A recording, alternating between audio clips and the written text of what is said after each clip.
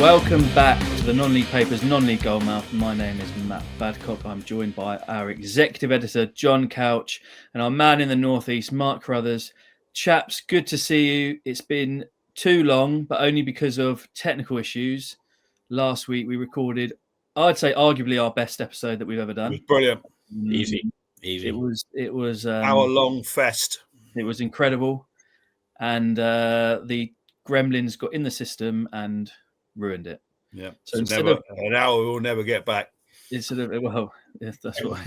Thank you, save some people an hour, but it is time of the year for Gremlins, though, isn't it? It's Christmas film and all that. Well, this is it. I mean, I think Couchy's sort of kind of your Wi-Fi maybe got interrupted by your decorations, possibly. It's a Christmas tree. That's what it was, a Christmas tree. And now no one would believe that I got a Christmas tree up. He's not going to show this. Last week, he even showed us the Christmas tree. I did, yeah. I'll give you exclusive footage of the tree in action, and it will never be seen. It's on pay-per-view now. I'll do it now, but I'm in a different room. Couchy has already got his Christmas tree up because he's just a festive kind of guy. Nothing to do with me. Nothing to do with me, I'm afraid. You were saying last week, as soon as the FA Cup, it keeps everyone cheery. First round, I feel like it's Christmas. I'm in the spirit, and I just feel like I need to get the Christmas tree up. That's what you said last week. So that's it. I'm ready for Christmas now, and I'm looking out the window and I'm seeing it absolutely lashing down, which is obviously going to affect this weekend's football. And I'm thinking, Merry Christmas. It's arrived. Here we are. We've got to that part of the year where we are now also full-time weather watchers. Yeah. And we spend parts of our Thursday morning working out what we'll do if all the games go, when we realise actually just need to wait and see what happens anyway. Yeah, saying that in the Northeast, you tend to do that 12 months a year. It's not really, beautiful conditions. But we've got Storm Claudia this week, by all accounts. People in the Midlands and Wales, and even going down into the southeast. Could be a long weekend. Good news. Good news. Keep an eye out for those PPs. Well, yes. Hopefully, there's not too many PPs this weekend. Yeah. But we will see. We've let's look back a little bit on the FA Cup, because we did. As I said, there was some great content last week that everybody's now missed out on because it was all glitchy, and we won't be able to repeat the same gags that just sort of because they were just so flowed in the moment. But let's talk about the FA Cup. Couchy, some big results on that in that first round. Obviously, we've had the second round draw now. We'll come to you in a minute, Mark, on Gates and their brilliant win at AFC Wimbledon. But Couchy, what's one sort of stood out for you? I mean, obviously had Brackley beating Notts County. We had Carlisle sort of mad comeback against Reading. We've got the interesting all non-league ties even in the second round as well. What's caught your eye on that in that second round draw particularly? Yeah, I mean, I think you called it a couple of weeks ago when you said there didn't seem to be many shocks on a Sunday or Monday. And unfortunately, you were spot on. Sunday was a little bit disappointing. Really, it was a bit of a damn squib, wasn't it? But I just got interrupted. Did you say unfortunately I was spot on? As in, unfortunately for annoyed that I was right again. Is that what it is? Yeah. I've got this totally for non-league clubs. You were spot on. Yeah, it's my totally baseless theory that there's no shocks on Sundays and Mondays. Nothing to back that up. It's just like a total feeling. But there weren't any. It was massive damn squib, wasn't it? In the end, I felt for them all really. I think when Malden Tittery went 1-0 up at Port Vale, I thought, oh, here we go, yeah, lovely, and it ended up being a long afternoon for them. But I mean, Gainsborough went close, didn't they?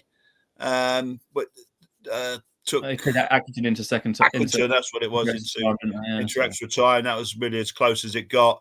But I mean, it was still a half decent first round. I think we got 10 non-league teams in round two, and I think it was a pretty kind draw. I mean, Mark will talk about Gateshead in a minute, but there was some deep one.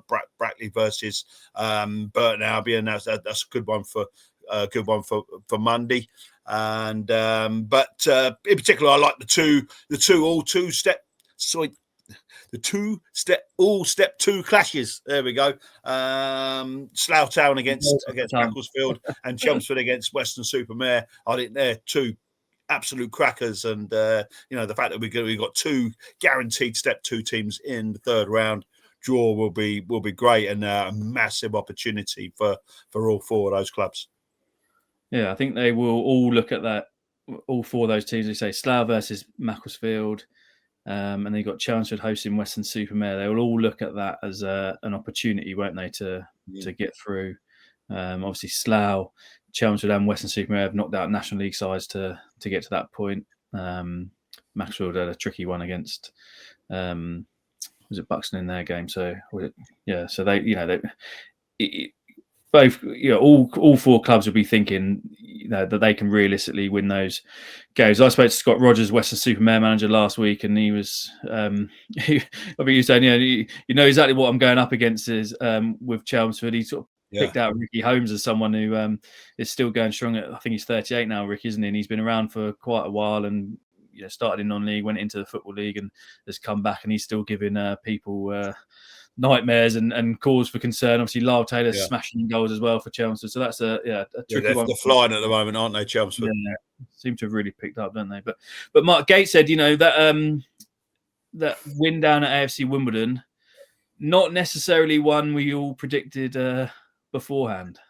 It's such a strange one, because it was obviously that long ago now, and they've been down to York and got beat at York, and then lost at home to Solihull. So the momentum, I've literally just written this for a piece for the locals, the momentum gained from that win has now sort of subsided a bit. I mean, but going back to it, you're right. It's I give them no hope, if I'm honest, and I say that pretty honestly.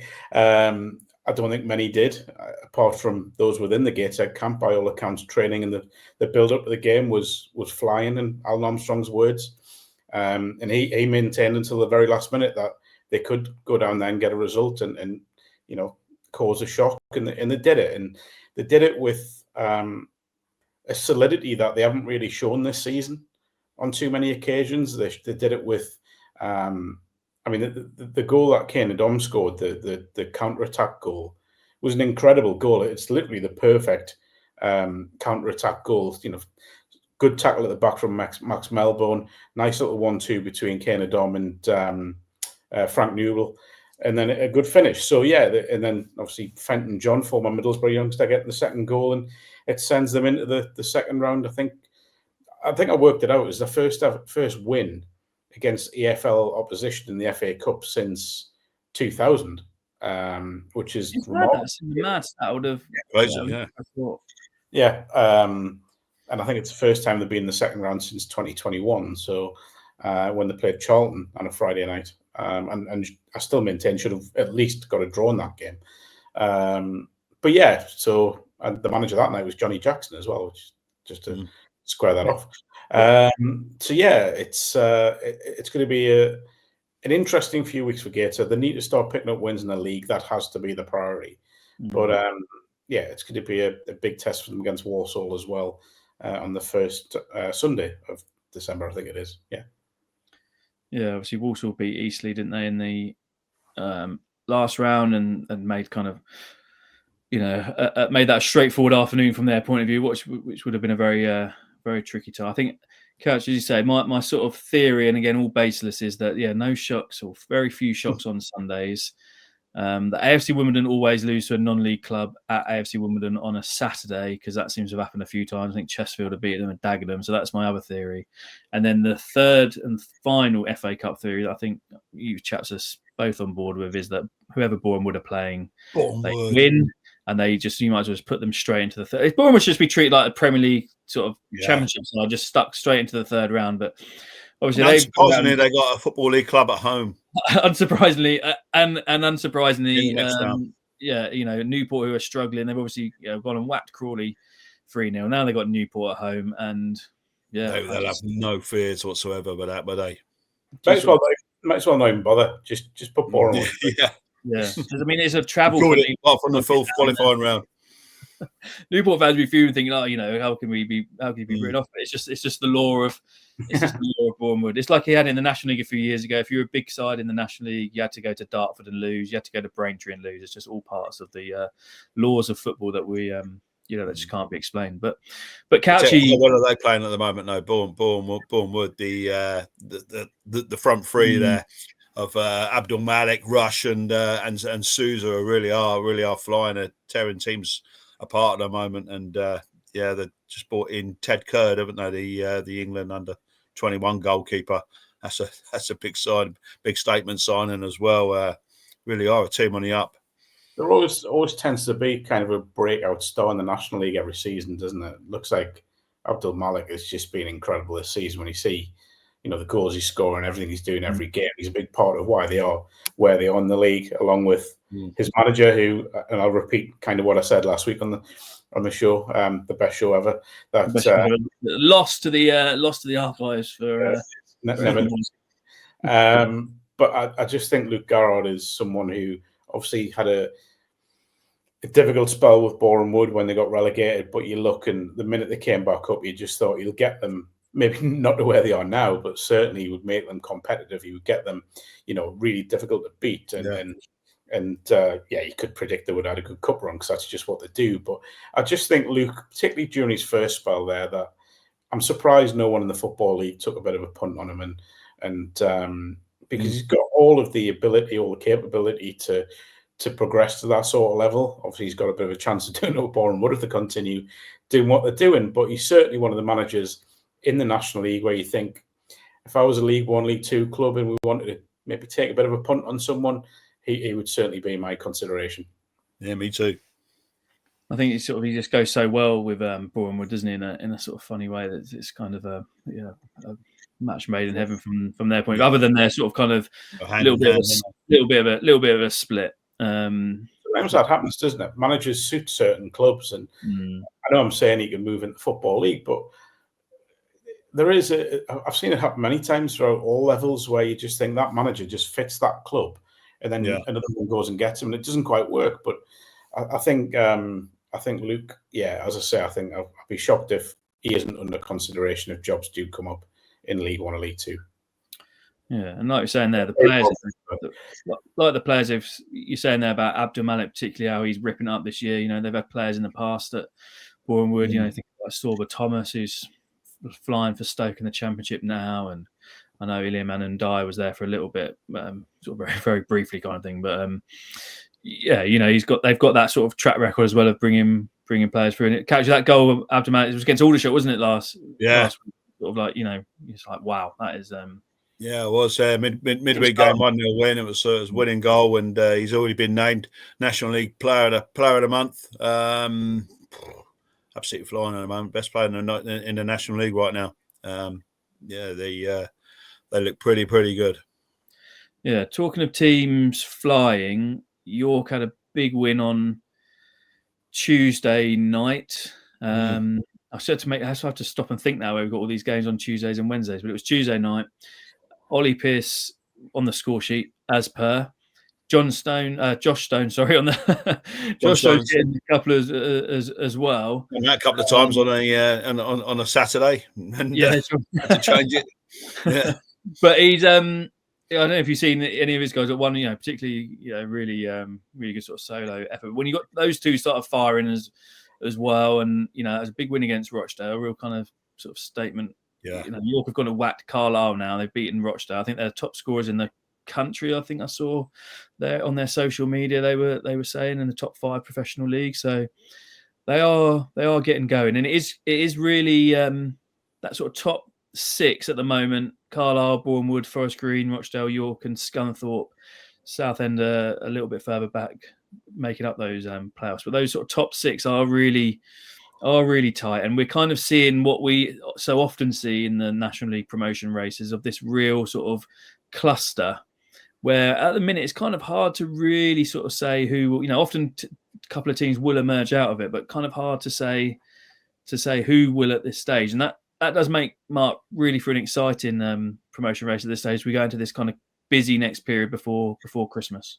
and a lot of big clubs in there as well, isn't there? Let's be honest. I mean, I genuinely think not enough is being made of how well Carlisle have adjusted to the level, because we know, and we've seen, examples of it many a time where clubs come down from League Two and struggle because they think they're going to walk the league. They think they're going to go to places like you mentioned earlier, your Braintrees and stuff like that, and just ease to wins. And all of a sudden they get this big culture shock in the National League.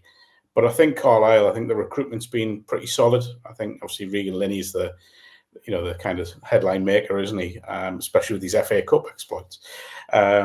But I think, the recruitment across the board has been really strong. I think obviously they've got a manager who's kind of been there and done it, which doesn't always work at non-league level. We've had this before, haven't we, where managers that have been really experienced in the Football League and even higher, and it just doesn't work at non-league level. But I think Carlisle have, fair play to Mark Hughes and to their squad. But looking at the promotion race as a whole, I think it's going to be a brilliant race. I think you're probably looking at a number of clubs that will get to January, assess where they're at, and you'll see some of them, and it might well make the difference where they'll go, we need to bring in X, Y, Z, we need to strengthen here, and they have got that sort of finance, that backing behind them to do that.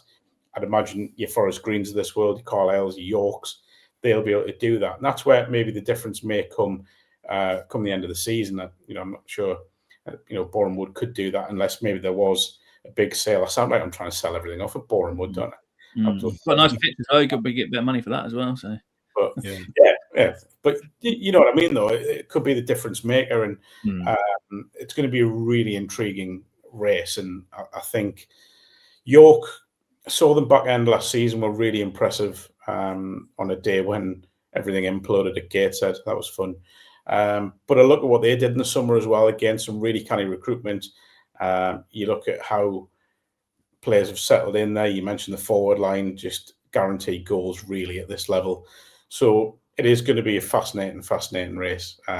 With Robbie Savage will have a say as well with Forest Green. I'm sure he will. Couchy, do you think Mark there saying about being able to bring players in and also I guess kind of keep hold of players, and Carlisle, Chris Con-Clark was coming on loan from Peterborough. Now Peterborough got a new manager of Luke Williams, obviously taking over there. And is he going to, look out and see how the loan boys are getting on? I'm sure he will. He sort of was asked about it the other day by his local media. But Con-Clark has obviously come in. He's got great pedigree in this division from Altrincham, which got him his move to Peterborough in the first place. But he sort of seems to have slipped in seamlessly into that Carlisle side and made them a really, really, even more dangerous and potent attack. As a Carlisle fan, you're thinking, please, kind of keep. You always want him to have a couple of down games, don't you, where he doesn't score, because he's ripping it up a bit at the minute as well, and you don't want Peterborough to sort of be tempted to kind of get him. You want to try and keep hold of him as long as possible, don't they? Of course, yeah. I mean, he's scored 2 goals in his debut, and he's just gone from strength to strength. And that partnership he's got with Regan Linney is just clicked into place seamlessly, really straight away. And the two of them are already making things happen there. And like as Mark said, the recruitment at Carlisle has been excellent. Mark Hughes never had any sort of non-league experience as such. I think there was a few question marks in that respect at the beginning of the season, but I did like his quotes this week. We were talking about 3 up, which I know we could discuss in a minute, but he was saying sort of just how strong the National League is, and a general standard, and he's certainly not taken anything for granted whatsoever. He's gone out, he's bought the right players with non-league pedigree, people like Chris Con-Clark, just made them stronger. And the fact that York have recovered from a sticky start. Obviously the women's Euros and losing Adam Hinshelwood, it's been a bit of a unsettling start for them, but they're now finding their feet. And obviously, as Mark said again, Robbie Savage at Forest Green won't go down lightly. I think the 3 of them looking really good. Don't count out Rochdale. I know they had a poor result the other night, but they score goals for fun as well. And it's great to see the two clubs that come up from Step 2 playoffs, both in the mix as well. Obviously, spoke about Boreham Wood already. Scunthorpe of a big club, had a great start too. It's it's really shaping up nicely, I think. Yeah, I think we should sort of mention Scunthorpe because they have had such a good start. And it is interesting, like you say, that the two that have been promoted and are up there, the ones who came through the playoffs. You know, I know Bradley they've had a decent start themselves. Really, still part time, and we had Gaz Dean on earlier in the season on this show talking about they're sort of adapting to life and stepping up and all that. And obviously Wealdstone have had a great start, a bit of a surprise as well. And we've had Sam. Basically, if you need to come on, if you want your team to do well, you need to get on the non-league goalmouth early on. You should probably like and subscribe. Who says we're a jinx? This is it. We did work because Wealdstone did go a bit like that after we spoke to Sam Cox, didn't they, for a couple of games, but they're going well. But Scunthorpe, the NLP curse, doing a really good job at Scunthorpe, isn't he, Butler? And they are such a big club. And they, as Mark saying, when you come down into non-league, they a lot of few off-field issues going on, and they did really struggle. Obviously, went down to the National League North and took them a couple of attempts to get back up. But Mark, good to see a club like that, coming up and using that momentum from promotion last year. I don't think it's even just the momentum from promotion. I think it's the fact that they've moved on from those troubled times when we probably came closer than many people think to losing Scunthorpe as a club. And I think sometimes when you see clubs go through those dark times and kind of come through the other end, the momentum of that is as big as anything on the pitch. I think, they seem to be kind of re-energized by, they've got some great players in that squad, some real attacking talent as well, players that can really make a difference. And it looks like a united club now. It looks like a club that is everyone's pushing in the same direction after what went on away from the pitch. So, there'll be a real threat. I mean, it's great seeing stories like that, isn't it? We've all three of us have reported on far too many of them when clubs are taken to the brink, and sadly some don't make it. So maybe it's made people appreciate, not that they need to, but people at Scunthorpe appreciate what it takes to really kick on and really push forwards, and that united front is firing them on all fronts. Yeah, and they could possibly sort of go a little under the radar in the sense of, there's not that much expectation. We are sort of talking York, Carlisle, Forest Green have kind of been the three that everybody's, tipped at the start to be sort of duking it out. So they can kind of maybe sort of, have that little bit of less pressure and just kind of keep doing what they're doing. As we say, though, the numbers do not add up. There are only 2 promotion spots into the Football League. This is a conversation we've had many, many times. It's been something we've been talking about for many years anyway. 3 up on Saturday. All the games in the National League are kicking off at 3 minutes past 3. The Step 3 and 4 leagues are all kicking off as well to show their support that the non-league game is behind this push. Yes, 3 up. It's hard to know where to what more to say on it that we haven't said already, but it does feel like this is going to be a big weekend. Obviously, there's no international, no Premier League and Championship football with the international break, so it's a great opportunity to have that spotlight on. But come to you first, Mark, and sort of your thoughts on it. Do you feel like we're possibly getting closer? I know the EFL are saying that they need to look down as well as up. That the conversation is one to be had. They want it all part of the sort of wrapped up in the sort of the big deal for football and the independent regulator. The National League spoke to them last week, and their sort of fear, as it has been the reason why they launched the campaign, is because they worry that is going to take a long time and this is going to keep going on down, a few years down the line before it even starts getting debated and even then goes to vote with the clubs. York, the latest example of having so many points, 96 last year, not going up. Do you feel like we're maybe starting to get a little bit closer, or do you sort of it's just this is an important weekend just to kind of keep banging that drum? The problem is that it's the EFL saying we're open to talks, we need this conversation, we need to look down as well as up. We've heard that a few times now, and it's just words. Well, it was 2 years ago. Apparently, it was 2 years ago that was last. So he posted it, didn't he? It was 2 years ago last week. If you are serious about it, stop kicking the can down the road. Get around the table and have a chat about it and see how practical it is, see how realistic it is. I mean, you look at the amount of clubs that we have had that have finished second or third, and with the points levels that you're talking about there, with genuine ambitions of not just going into the EFL, but going in and making an impact. That's my big thing. It's not. There's been a few clubs that yes, you've got your, and I mean this in a nice way, your freaks, your Wrexhams and clubs like that who have ridiculous funding behind them, who can go and do what they have done, which is remarkable. But then you also have clubs that don't want to just go in and survive. They want to go in and thrive in the EFL. And there's too many who've been kind of held back by this, the two up, sort of one automatic, one is playoffs. I just think it'll make the National League season, particularly the last sort of couple of months, even more exciting as well. Now, look, if you take the clubs that we've spoken about, and I'll apologise to the Boreham Woods of this world, but if you imagine if, say, Forest Green, Carlisle and York were to go up, it's not beyond the realms of possibility that those three clubs could be top half in League Two next season if it was in now. So, these aren't small clubs. These are formally established EFL clubs. And that's not saying they've got a divine right to go up, by the way, or a divine right to flourish in League Two, but they should be given that opportunity. And, I get why the EFL clubs are resistant to it. At the end of the day, it's opening the trapdoor even further for them, isn't it? But at the same time, I think it's a conversation that should be had as soon as possible. And it's about time that 3-up did come into action. Yeah, Couchy, I spoke to Dean Brennan this week for our Football League paper. Yeah. And I don't know if you've had the chance to look at the piece that I've dropped in there yet, but he was sort of saying, EFL clubs should flip it. For an EFL club, you can look at it and say you've got 3 opportunities of getting back up if you do happen to get relegated. You can slip out. Obviously, we see clubs who come down in sort of complete chaos, and that's often happens with relegation. That's kind of why you're down there. But sometimes you can just slip out of the league. But it would give them those 3 opportunities to come to get back up, and that can't be underestimated either, Couchy.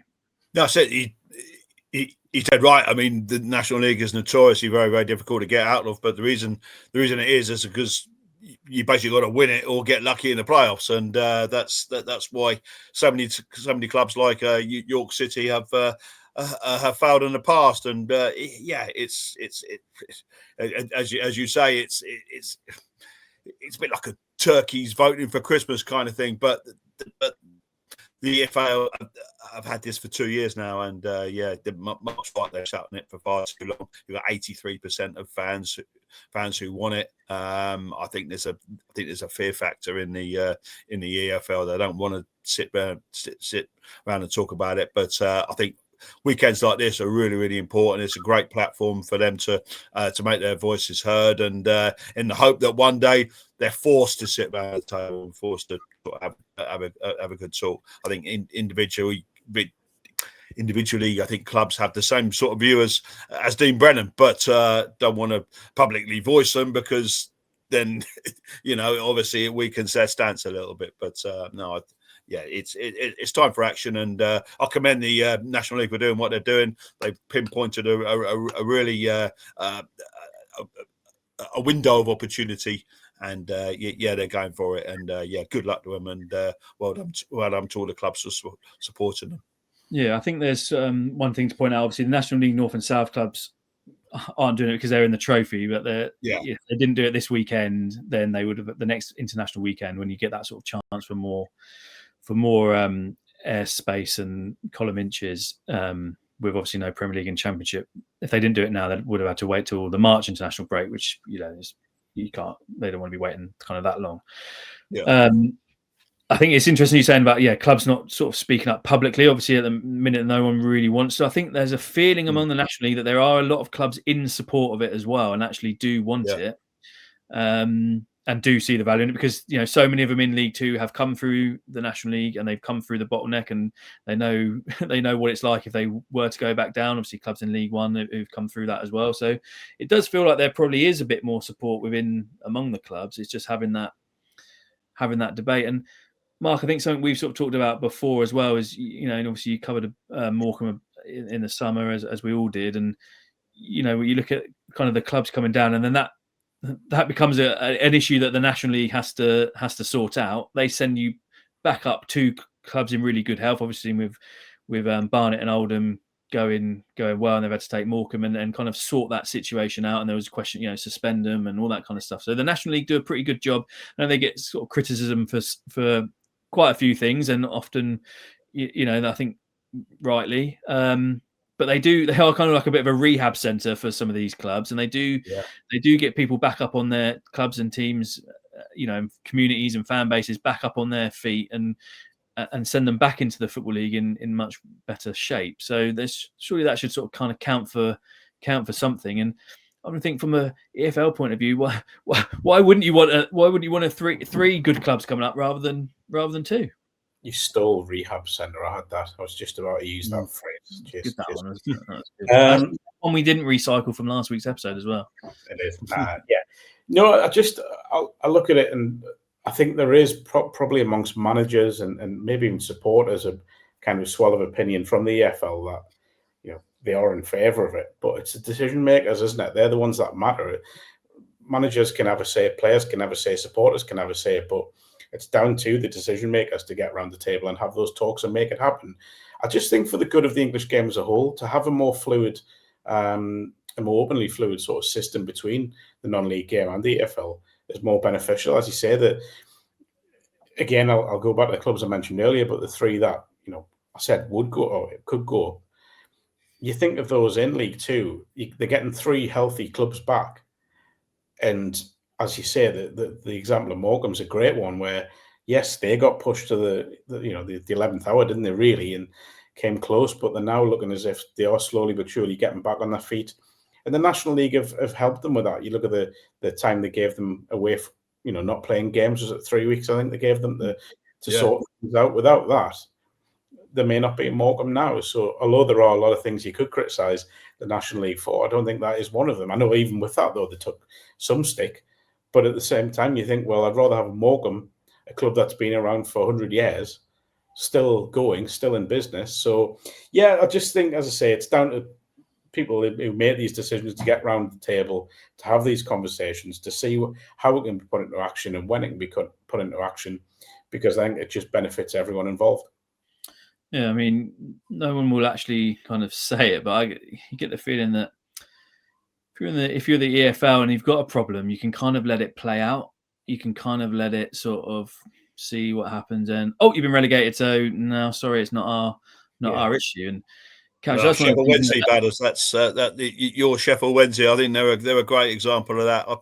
Personally, I think the EFL have let them down. Well, yeah, this is the thing, isn't it? It's kind of, obviously there's things they can and can't do, and things need to be tied up in law of land, all that kind of stuff. But the relegation is a very convenient way of kind of letting something, fall off your plate. And that's not fair on the National League clubs. The other ones that had to, didn't have an opening day. I think was it Boston who didn't get to play on the opening day of the season against Morecambe, had all their sort of issues, nothing to do with them, kind of put onto their, come onto their sphere. And we've seen it before with clubs that have come down when Chester City sort of pulled out halfway through the year, and teams are had points expunged. I remember Liam Daish, who was absolute manager at the time, absolutely fuming. Even years later, I remember saying to me, but people say, why are you still bitter about that? It's like, well, damn right, I'm still bitter, because we ended up going down because we lost the 6 points that we had against Chester through no fault of our own, when we were we had to, vote them to start the season. So it does impact other clubs as well. This is not just about the ones trying to get up. It's all through the league as well, isn't it, Couchy?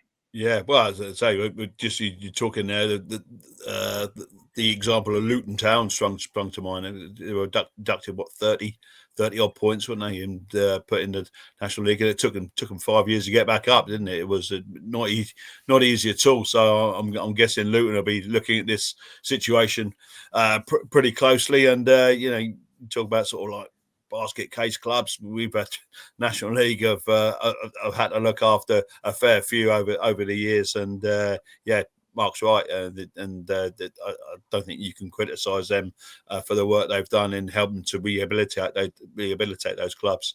And I just feel it's time, as I say, just to get around the table and thrash it out. And if the pyramid's going to be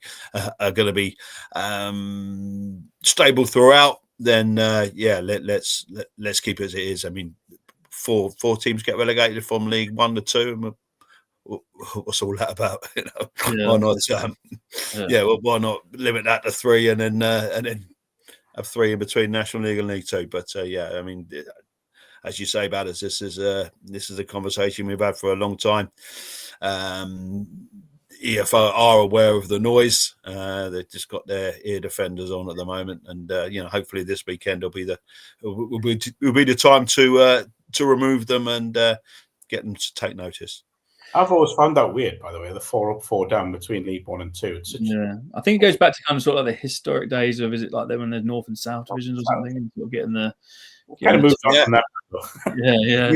One of those Division 3 North and South, many moons ago, even before my time. Football sort of thing. We can't do that, but it is bonkers that you can finish second in the National League, and I think one of the things Dean Brennan was saying, he said, we got 102 points last year. That would get you up automatically in League Two. No questions asked. But you can sort of get this massive haul, as obviously Notts County did a few years ago, and they were very close from not even making that final. They were in that Bournemouth. 108 points did they get, or something silly? Yes, and then to have that 9 points. Yeah, I can't remember off the top of my head. But then they were behind to Bournemouth, and it was a deflected strike that sent it into extra time, and then they've won it. But didn't they need a last minute winner in the semi-finals as well? Against Bournemouth. It was a last minute equaliser, I think, to take in the semi-finals. Last minute winner as well, and then obviously it's gone into the final against Chesterfield and gone all the way to penalties. So that's talk about fine margins. That could have been. That's the next year. Bournemouth. Not even 100 points is enough to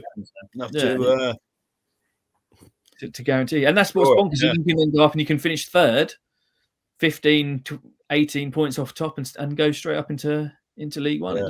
It doesn't really make much sense. But my feeling is it's going to happen one day. It's just the case of why not just, as Mark said, just get on with it. Let's just do it now. It's got to be sustained pressure as well, a sustained campaign. You can't just have this weekend done and then forget about it and box it off. The pressure is starting to grow. This weekend will be a brilliant example of that. But we can't just get to Monday and then just go, oh, well, we tried. And, it has to continue, because the only way that the powers that be will listen is if there is that consistent message coming out that, that kind of, this has to come into place at some point. But when? We need to know when. When's it going to happen? When are these talks going to happen? People have got to keep asking those questions. I'm sure they will, in terms of the National League and people at the top end of clubs as well. But we can't just let this weekend slip. It has to be, this consistent week by week, day by day message. What's happening? Keep that pressure going. Yeah, 100%. I think National League been working hard sort of behind the scenes, sort of politically, with MPs and getting them on board, and there's all that kind of pressure that's going to come on. And I know football doesn't always like it when MPs start sort of sticking their noses in, but they can apply sort of a different pressure. And this has been brought up in obviously in Prime Minister's questions the other week as well. So it is a long running saga that we have talked about, as we said, for many years. I think certainly even since I've been at the paper, I remember people sort of talking about it. But possibly getting closer, and hopefully this weekend is a big success. Hopefully there's not too many games off. that would be quite that's the thing you worry. Sum it up, really, wouldn't it? That would you'd have to feel for the National League if we get a complete wipeout. That's just. You couldn't make it up, could you? Yeah, fingers crossed there'll be some games on. Obviously, we've got a lot of FA Trophy, Isuzu FA Trophy this weekend as well. Plenty to look forward to in the paper coming up. So hopefully lots of games. We've got lots of, as I said, some looking at the North and South kind of promotion race as well, and the surprise package in there, aren't we, Couchy? Yeah. Lots of FA Trophy games. Looking ahead to the Isuzu FA Vars draw as well. So plenty going in. Like and subscribe to this podcast, and hopefully we make it out this week, and the Gremlins don't interrupt us, and we can be back next week. We'll sort of discuss those sort of trophy games as well, and see what's been going on there. And thanks, chats, for joining us. Pick up a paper on Sunday, and we will see you next time. All the best. All the best.